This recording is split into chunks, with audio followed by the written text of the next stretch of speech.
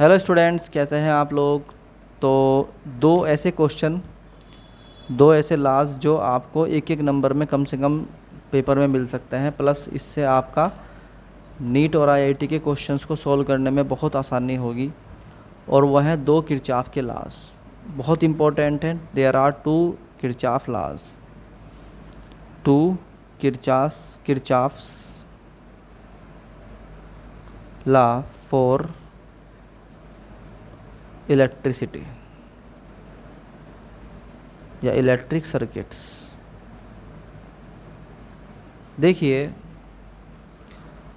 Kirchhoff ने दो law बताए थे और हमारे पास मेजरली होता क्या है, सर्किट में दो ही चीज़ें होती हैं, या तो करंट होती है या पोटेंशियल होता है, यानी वोल्टेज। इन्हीं को बेस बना के करंट का और पोटेंशियल को याद रख लो। जो करंट वाला लॉ है वो फर्स्ट लॉ है और जो पोटेंशियल वाला लॉ है वो सेकंड लॉ है। तो एक एक करके हम दोनों लॉज पढ़ेंगे। पहले किरचॉफ फर्स्ट लॉ, इस लॉ का एक और नाम है करंट लॉ,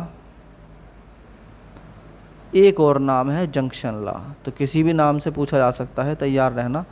एक नंबर का ये क्वेश्चन है, बेसिकली एक नंबर में पूछा जाएगा। इस लॉ के हिसाब से मान लीजिए कि आपके पास एक जंक्शन बनता है, जिस जंक्शन में 1 2 3 4 5 6 वायर्स हैं। इनमें से कुछ वायर्स हैं जो करंट अंदर ला रही हैं, यानी कि जैसे I1 हो गई, I2 हो गई और I3 हो गई। और कुछ कुछ कुछ वायर्स ऐसी हैं जो करंट को बाहर ले जा रही हैं, I4, I5 और I6। तो किरचॉफ के फर्स्ट लॉ के हिसाब से जो इनकमिंग करंट है वो आउटगोइंग करंट के बराबर होगा। अगर सारा जो करंट अंदर आया इस जंक्शन पे, यहाँ पर, वो सारा ही जो है क्या हुआ, बाहर चला गया, तो अंदर क्या बचा, ज़ीरो। तो हम कह सकते हैं, दो तरह से इसकी डिफाइन कर सकते हैं। पहला डेफिनेशन इसका क्या बनेगा, total incoming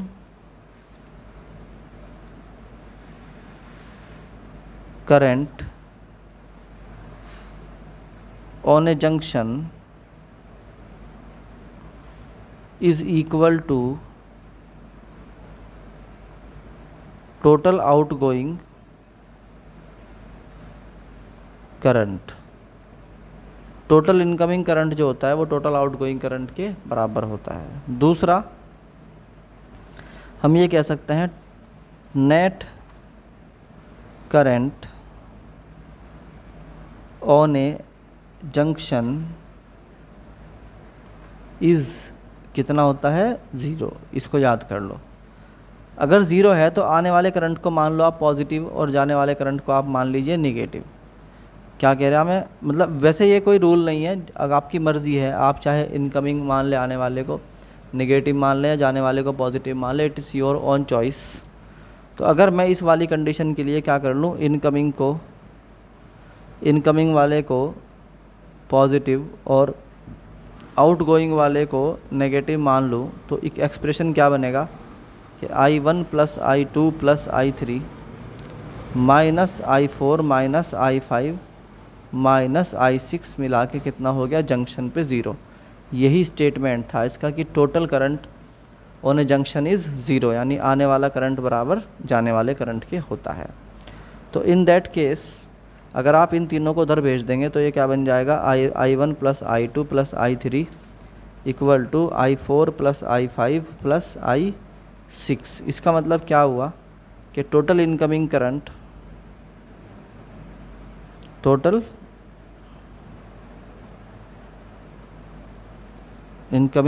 equal to total outgoing current. ये आपका एक नंबर बोर्ड का तैयार हो गया। अच्छी इसी तरीके से सारे नंबर कलेक्ट कर लो।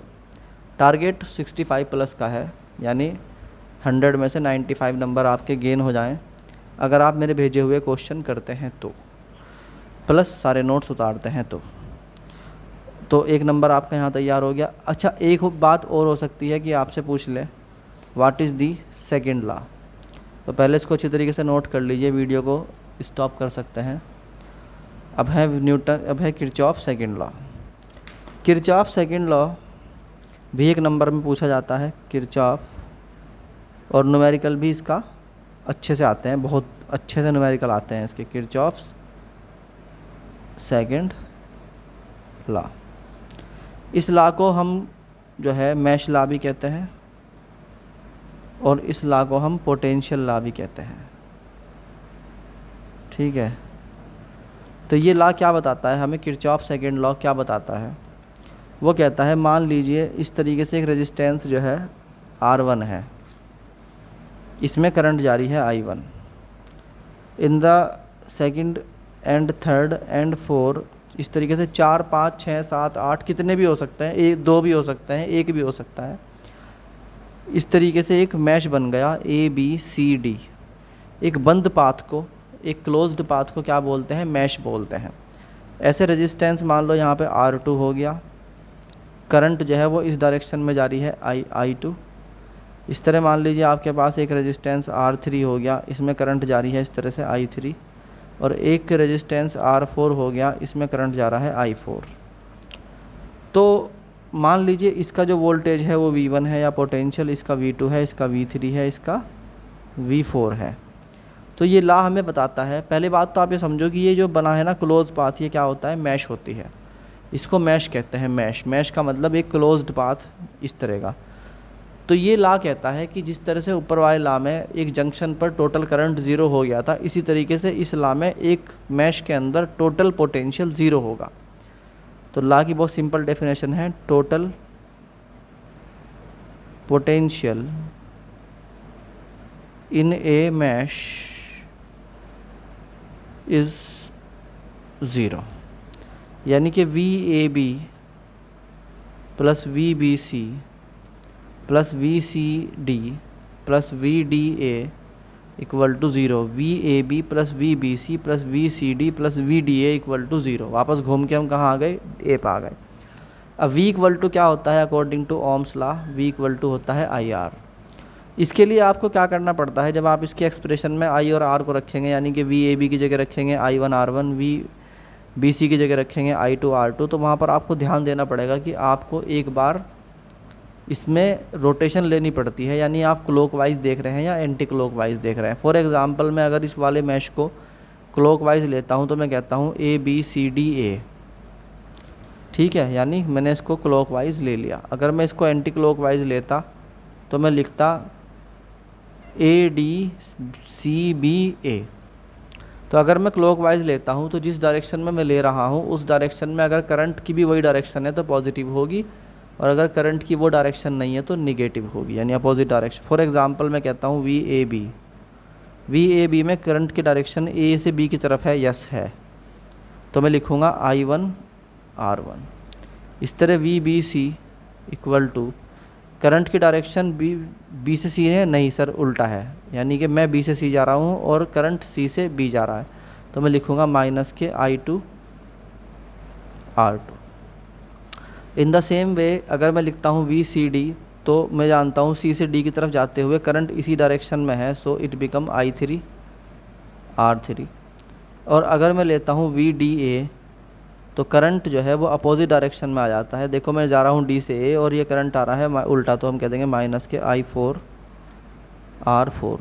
यानी करंट अगर सेम डायरेक्शन में है जिस डायरेक्शन में मैं चल रहा हूँ तो क्या होगा, पॉजिटिव होगा, वरना नेगेटिव होगा। अब इन सबको हम लिख देते हैं एक साथ, तो ये हो जाएगा I1 R1 minus I2 R2 plus I3 R3 minus I4 R4 equal to 0। ये एक्सप्रेशन है इस लॉ की। ठीक, ऐसे मतलब कितनी भी ले सकते हो आप। अगर इसमें आपको क्लियर नहीं दिखाई दे रहा, मैं एक बार लिख देता हूँ, I1 R1 minus I2 R2 plus I3 R3 minus I4 R4 equal to 0। ये नोट्स जब आप कंप्लीट कर लेंगे मैं आपको इसके न्यूमेरिकल सेंड करूँगा। प्लीज़ सारे न्यूमेरिकल करना। जिस भी चैप्टर के अब कंप्लीशन होता चला जाएगा, जैसे फिज़िक्स में हम चैप्टर 4 पे हैं, तो इसमें सारे के सारे जितने भी मतलब NCERT के अकॉर्डिंग चैप्टर शायद हम 3 पे हैं, तो जितने भी हमारे टॉपिक हो चुके हैं अब तक, जितने भी चैप्टर हो चुके हैं, मैं उनके इंपॉर्टेंट क्वेश्चन भेजूँगा। आपको क्लास वर्क करना है, होमवर्क मतलब एक तरह से आपको मिल जाएगा।